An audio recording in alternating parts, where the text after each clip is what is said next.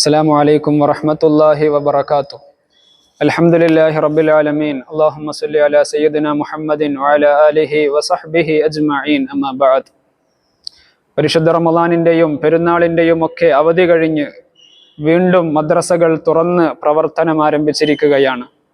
എത്രയോ നവാഗതരായ കൊച്ചുമക്കൾ വിദ്യ നുകരാൻ വേണ്ടി മദ്രസകളുടെ തിരുമുറ്റത്തേക്ക് എത്തിക്കൊണ്ടിരിക്കുന്ന അതിമനോഹരമായ കാഴ്ചകളാണ് നാം കണ്ടുകൊണ്ടിരിക്കുന്നത്.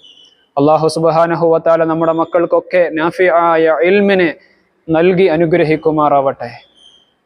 മദ്രസാ വിദ്യാഭ്യാസം വളരെ അനിവാര്യമായ കാലഘട്ടത്തിലൂടെയാണ് നമ്മൾ ജീവിച്ചു കൊണ്ടിരിക്കുന്നത്.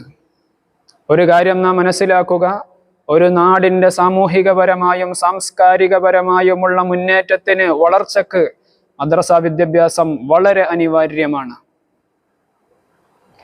ഒരു രക്ഷിതാവ് തൻ്റെ മക്കളോട് ചെയ്യേണ്ടുന്ന വളരെ പ്രധാനപ്പെട്ട കടപ്പാടുകളിൽപ്പെട്ട ഒന്നാണ് തൻ്റെ മക്കൾക്ക് അറിവ് പഠിപ്പിച്ചു കൊടുക്കുക എന്നുള്ളത്. ഒരിക്കൽ ഉമർ ഇബ്നുൽ ഖത്താബ് റളിയല്ലാഹു അൻഹു അവരുടെ അടുത്തേക്ക് ഒരു രക്ഷിതാവ് തൻ്റെ മകനുമായിട്ട് വന്നു പരാതി ബോധിപ്പിക്കാൻ വേണ്ടി. ഖലീഫയുടെ അടുത്ത് വന്നിട്ട് ആ രക്ഷിതാവ് പറഞ്ഞു, എൻ്റെ മോൻക്ക് എന്നോട് തീരെ അനുസരണയില്ല.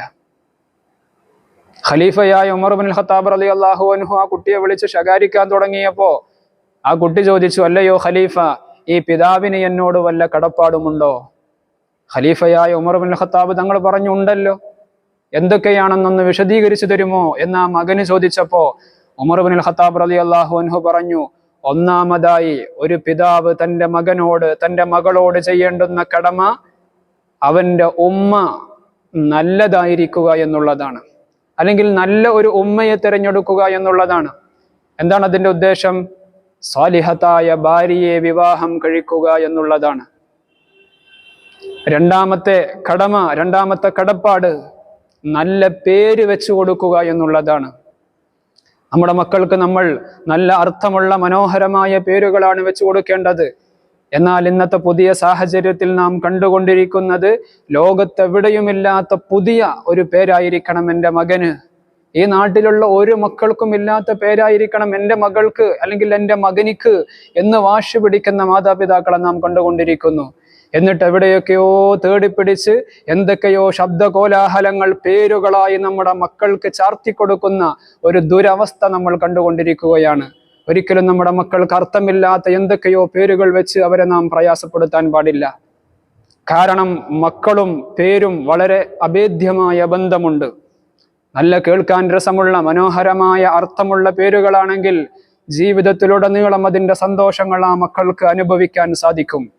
നേരെ മറിച്ച് മോശപ്പെട്ട പേരുകളാണ് നമ്മുടെ മക്കൾക്ക് വെച്ചു കൊടുക്കുന്നത് എങ്കിൽ ജീവിതത്തിൽ പല സമയങ്ങളിലും അതിൻ്റെ മനപ്രയാസം ആ കുട്ടികൾ പിന്നീട് അനുഭവിക്കേണ്ടി വരും.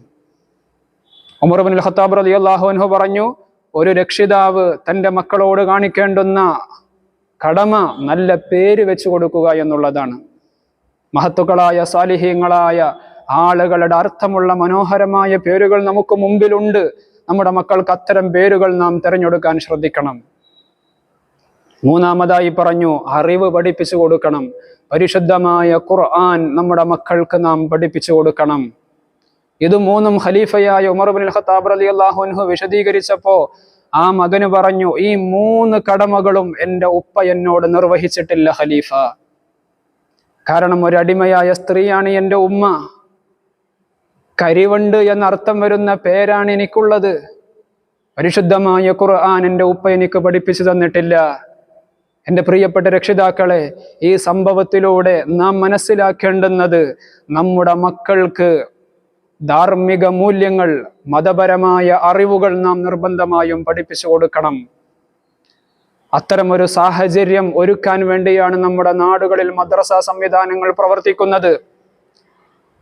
ഏത് തിരക്ക് പിടിച്ച ജീവിതത്തിനിടയിലാണെങ്കിലും ഒരിക്കലും നമ്മുടെ മക്കൾക്ക് നാം മദ്രസാ വിദ്യാഭ്യാസത്തെ മുടക്കാൻ പാടില്ല. ഇന്ന് പല ആളുകളും സ്കൂളുകളുടെ പേരുകൾ പറഞ്ഞ്, ന്യായങ്ങൾ പറഞ്ഞുകൊണ്ട് മക്കൾക്ക് മദ്രസാ സംവിധാനത്തെ സ്റ്റോപ്പ് ചെയ്യുന്ന ഒരു സാഹചര്യമാണ് നമ്മൾ കണ്ടുകൊണ്ടിരിക്കുന്നത്. പ്രത്യേകിച്ച് പെൺകുട്ടികൾ 4ാം ക്ലാസ് കഴിയുമ്പോഴേക്ക്, 5ാം ക്ലാസ് കഴിയുമ്പോഴേക്ക് അവരുടെ മദ്രസാ സംവിധാനത്തെ തന്നെ രക്ഷിതാക്കൾ സ്റ്റോപ്പ് ചെയ്യിപ്പിക്കുകയാണ്. എന്നിട്ട് കാരണം പറയുന്നത് എൻ്റെ മകള് വലുതായില്ലേ എന്നാണ്. എൻ്റെ പ്രിയപ്പെട്ട രക്ഷിതാക്കളെ, നിങ്ങളോട് ഞാൻ ചോദിക്കാൻ ആഗ്രഹിക്കുകയാണ്, ഈ 4ാം ക്ലാസ്സിൽ അല്ലെങ്കിൽ 5ാം ക്ലാസ് പൂർത്തിയാവുന്നതോടെ മകളെ മദ്രസ വിദ്യാഭ്യാസം നിർത്തിയ അതേ രക്ഷിതാവ് തന്നെയാണ് ഭൗതികപരമായ വിദ്യാഭ്യാസത്തിന് വേണ്ടി 10ാം ക്ലാസ്സും +1ഉം +2ഉം ഡിഗ്രിയും PGകളും അതിനപ്പുറത്തേക്കുള്ള മറ്റുള്ള കോഴ്സുകളും ഒക്കെ ചെയ്യിപ്പിക്കുന്നത്. അവിടെയൊന്നും ഈ മകൾ വലുതായിട്ടില്ലേ, അല്ലെങ്കിൽ പ്രായമായിട്ടില്ലേ? മദ്രസ വിദ്യാഭ്യാസത്തിന് മാത്രം പ്രായം ഒരു പ്രശ്നമായിട്ട് രക്ഷിതാക്കൾ കാണുമ്പോൾ നാം ചിന്തിക്കേണ്ടത്, ഒരിക്കലും നമ്മുടെ മക്കൾക്ക് ധാർമ്മിക മൂല്യങ്ങൾ നാം നൽകുന്നതിൽ പരാജയപ്പെടാൻ പാടില്ല. കാരണം ഒരു മനുഷ്യന്റെ ഇഹപര വിജയത്തിന് വേണ്ടിയുള്ളതാണ് അറിവ് എന്നുള്ളത്. ദുനിയാവും ആഖിറവും രക്ഷപ്പെടാൻ ഒരു മനുഷ്യന് അറിവ് അത്യാവശ്യമാണ്. കാരണം മരണം വരെ നാം നിർബന്ധമായും നിർവഹിക്കേണ്ടുന്ന പല ഇബാദത്തുകളുമുണ്ട്. ആ ഇബാദത്തുകൾ കൃത്യമായി നാം നിർവഹിക്കണമെങ്കിൽ അതിനെക്കുറിച്ചുള്ള അറിവ് നിർബന്ധമാണ്.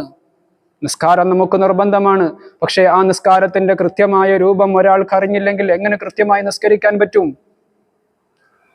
ഹജ്ജിനെ കുറിച്ച്, നോമ്പിനെ കുറിച്ച്, അല്ലെങ്കിൽ മറ്റുള്ള ഇബാദത്തുകളെ കുറിച്ചൊക്കെ കൃത്യമായ അറിവ് ഒരാൾക്കില്ലെങ്കിൽ എങ്ങനെയാണ് അയാൾക്ക് കൃത്യമായ ഇബാദത്തുകൾ ചെയ്യാൻ പറ്റുക? ഒരു മനുഷ്യന്റെ 2 ലോകത്തെ വിജയത്തിനും അനിവാര്യമാണ് അറിവ് എന്നുള്ളത്. അതുകൊണ്ട് നമ്മുടെ മക്കൾക്ക് നിർബന്ധമായും അറിഞ്ഞിരിക്കേണ്ട അറിവുകൾ നാം പഠിപ്പിക്കുക തന്നെ വേണം. അത് രക്ഷിതാക്കളുടെ കടമയാണ്. ഓരോ പിതാവും ഓരോ മാതാവും ആ വിഷയത്തിൽ ശ്രദ്ധിക്കണമെന്ന് സാന്ദർഭികമായി ഓർമ്മപ്പെടുത്തുകയാണ്. ഇൽമു പഠിക്കുന്നവർക്ക് പരിശുദ്ധമായ ഇസ്ലാമിൽ വലിയ മഹത്വങ്ങൾ പറഞ്ഞതായിട്ട് കാണാൻ പറ്റും. നബി സല്ലല്ലാഹു അലൈഹി വസല്ലമ തങ്ങൾ പറഞ്ഞു, ഒരാൾ ഇൽമിന്റെ വഴിയിലേക്ക് പ്രവേശിക്കുകയും ആ വഴിയിൽ നിന്ന് അവൻ ഇൽമ് കരസ്ഥമാക്കുകയും ചെയ്താൽ ഒരു പാപവും ചെയ്യാത്ത മലായിക്കത്തുകൾ അവരുടെ ചിറകുകൾ ആ അറിവ് പഠിക്കുന്നവർക്ക് വേണ്ടി വിരിച്ചു കൊടുക്കും. പ്രപഞ്ചത്തിലുള്ള മുഴുവൻ വസ്തുക്കളും അവർക്ക് വേണ്ടി പൊറുക്കലിനത്തോടും. അറിവ് പഠിക്കുന്നവരെ കുറിച്ച് എത്ര മഹത്വങ്ങളാണ് ഹദീസുകളിൽ നമുക്ക് വായിക്കാൻ പറ്റുക. പരിശുദ്ധമായ ഖുർആനിലൂടെ അല്ലാഹു സുബ്ഹാനഹു വ തആല ചോദിക്കുന്നുണ്ട്, ഖുൽ ഹൽ യസ്തവില്ലദീന യഅലമൂന വല്ലദീന ലാ യഅലമൂൻ. അറിവുള്ളവരും അറിവില്ലാത്തവരും സമന്മാരാണോ, ഒരുപോലെയാണോ നബിയെ? ഒരിക്കലുമല്ല. അറിവുള്ളവനും അറിവില്ലാത്തവനും ഒരുപോലെയല്ല. അറിവുള്ളവർ അവർ എപ്പോഴും അല്ലാഹുവിന്റെ അടുക്കൽ അവർക്ക് സ്ഥാനമുണ്ട്. പരിശുദ്ധമായ ഖുർആനിലൂടെ അല്ലാഹു സുബ്ഹാനഹു വ തആല ഓർമ്മപ്പെടുത്തുന്നുണ്ട്, യാ അയ്യുഹല്ലദീന ആമനു ഖൂ അൻഫുസകും വ അഹ്ലീകും നാറ വഖൂദുഹൻ നാസു വൽ ഹിജാറ. ഓ സത്യവിശ്വാസികളെ, നിങ്ങൾ നിങ്ങളുടെ ശരീരത്തെയും നിങ്ങളുടെ അഹ്ലുകാരുടെ ശരീരത്തെയും നരകത്തെ തൊട്ട് നിങ്ങൾ സൂക്ഷിക്കണം. നരകത്തിലെ വിറകുകൾ അത് മനുഷ്യരും കല്ലുകളും ഒക്കെയാണ്. മഹാനായ റഈസുൽ മുഫസ്സിരീൻ ഇബ്നു അബ്ബാസ് റളിയല്ലാഹു അൻഹു ഈ ആയത്തിന് കൊടുത്ത വിശദീകരണം നമ്മുടെ മക്കൾക്ക് നമ്മൾ അറിവ് പഠിപ്പിച്ചു കൊടുക്കുക എന്നുള്ളതാണ്. എന്തെല്ലാമാണ് മദ്രസകളിൽ പഠിപ്പിക്കുന്നത്? കേവലം നിസ്കാരത്തെക്കുറിച്ചും നോമ്പിനെ കുറിച്ചും മാത്രമാണോ? ഒരിക്കലുമല്ല. അള്ളാഹുവിനെ കുറിച്ച് പഠിപ്പിക്കുന്നുണ്ട്. തിരുനബി സല്ലല്ലാഹു അലൈഹി വസല്ലമ തങ്ങളുടെ മഹിതമായ സ്വഭാവത്തെക്കുറിച്ച് പഠിപ്പിക്കുന്നു. ഉമ്മയെക്കുറിച്ച്, ഉപ്പയെക്കുറിച്ച്, തൻ്റെ മാതാപിതാക്കളോടുള്ള കടമകളെക്കുറിച്ച്, അയൽവാസികളോട് എങ്ങനെ പെരുമാറണം, തൻ്റെ കൂട്ടുകാരോട് എങ്ങനെ പെരുമാറണം. സാമൂഹ്യ ജീവിയായ ഒരു മനുഷ്യൻ സമൂഹത്തിൽ ജീവിക്കുമ്പോൾ മറ്റുള്ളവരോട് എങ്ങനെയാണ് സഹവസിക്കേണ്ടത് എന്ന് കൃത്യമായി മദ്രസകളിൽ പഠിപ്പിക്കുന്നുണ്ട്. ഹിന്ദുവും മുസൽമാനും ക്രിസ്ത്യനും ഒക്കെ തോളോട് തോള് ചേർന്ന് ജീവിക്കുന്ന മതേതര രാജ്യമായ ഇന്ത്യയിൽ എങ്ങനെയാണ് ഒരുത്തൻ ജീവിക്കേണ്ടത്? എന്താണ് രാജ്യസ്നേഹം? ഇതെല്ലാം മദ്രസ സിലബസിൽ ഉൾക്കൊള്ളിച്ചിട്ടുണ്ട്. മോഷണമരുത്, കൊലപാതകമരുത്, ഇത്തരം ധാർമ്മികമായ മൂല്യങ്ങളൊക്കെ നമ്മൾ ചെറിയ മക്കളിലേക്ക് മദ്രസകളിലൂടെ നമ്മൾ പകർന്നു കൊടുക്കുമ്പോൾ ഭാവിയിൽ എങ്ങനെയാണ് സമൂഹത്തിൽ ഒരു കുട്ടിക്ക് അതിക്രമം കാണിക്കാൻ കഴിയുക? മദ്രസയിൽ പഠിച്ച ഒരു കുട്ടിക്ക് എങ്ങനെയാണ് മോഷണം നടത്താൻ കഴിയുക, ഒരു ക്രിമിനൽ ആവാൻ കഴിയുക? ഒരിക്കലും സാധ്യമല്ല, അസാധ്യമാണ്. അതുകൊണ്ട് ധാർമ്മിക മൂല്യങ്ങൾ നമ്മുടെ മക്കളിലേക്ക് പകർന്നു കൊടുക്കൽ നിർബന്ധമാണ്, അനിവാര്യമാണ്. മദ്രസ സംവിധാനങ്ങൾ നമ്മുടെ നാടുകളിൽ സുലഭമാണ്.